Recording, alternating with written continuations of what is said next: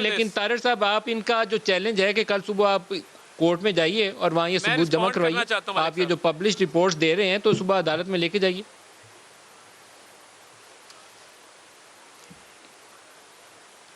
پہلی بات تو یہ ہے ان کا لاء کا بیک گراؤنڈ ہے، مگر ان کو یہ نہیں پتا کہ ہائی کورٹ میں نہیں جایا جاتا. ہائی کورٹ میں صرف ریٹ جورسٹکشن کے تحت جایا جاتا ہے.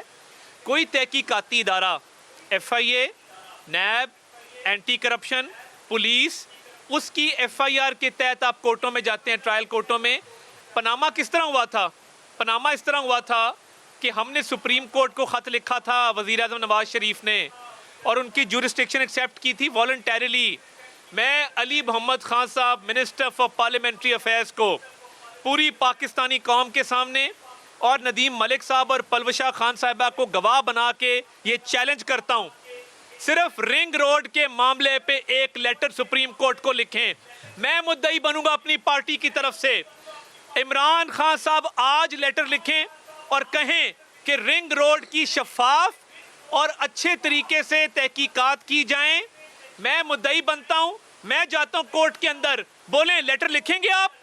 قیامت کا دن آ جائے گا ندیم ملک صاحب یہ کبھی لیٹر نہیں لکھیں گے.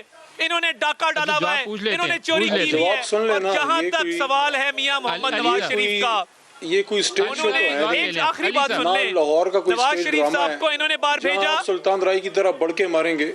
ویسے میں نے بڑے وہ کلا کو سنا ہے، دیکھا ہے، لیکن بڑھ کے مارتے ہوئے وہ کلا کو میں نے نہیں دیکھا. نہیں بڑھ کے نہیں ہے، بڑھ کے نہ مارے. اب آپ نے سوال کیا تو جواب سن لیں. سلطان رائی کی بات ہی نہیں ہے. اس وقت آپ سکرین پہ ہی نہیں تھے جب پاناما کیس تھا، آپ تو عدالت میں نظر ہی نہیں آتے تھے.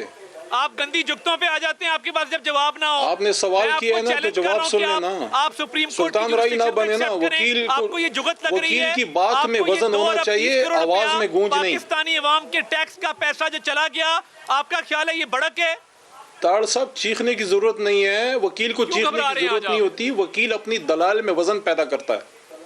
اگر آپ کی اجازت، تو آپ نے ایک سوال کیا ہے تو جواب دینے کی اجازت دے دیں. آپ اگر تانے کسیں گے شور نہ مچائیں، رک جائیں. شور نہ مچائیں. آپ نے سوال کیا، جواب میرے سے لے لیں. یہ کیا بات ہوئی؟ سلطان رائی کیا ہوتا ہے؟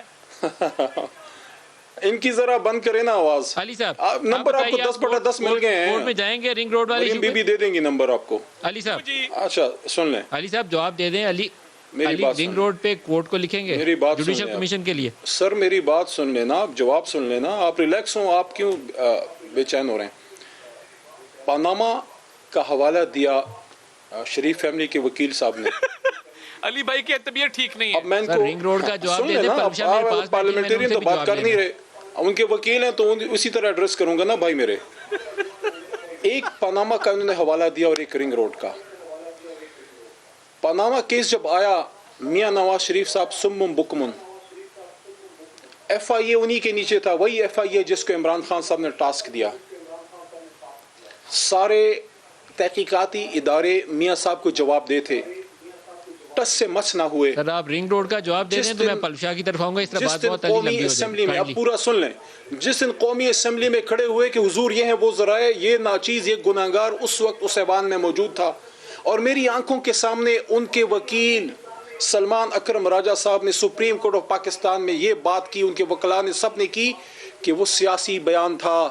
اس کے بعد کوئی اخلاقی جواز آپ کا رہ جاتا ہے کہ سوال کرنے کا؟ لیکن چلے پھر بھی، چونکہ آپ پاکستانی تو ہیں، باوجود اس کے کہ شریف فیملی کے وکیل ہیں لیکن پاکستانی بھی ہیں، آپ کا حق ہے کہ اپنے وزیر اعظم سے سوال کریں. تو آپ کے وزیر اعظم نے آپ ہی کے ملک کے ٹاپ کے اداروں کو کہا ہے کہ اس کی انویسٹیگیشن کریں، اور آپ کے چینی کے معاملے کی بھی انویسٹیگیشن کریں، اور آپ کے ان تمام معاملات کی جس میں آپ لوگوں کے دور سے یہاں پہ مافیا بیٹھا.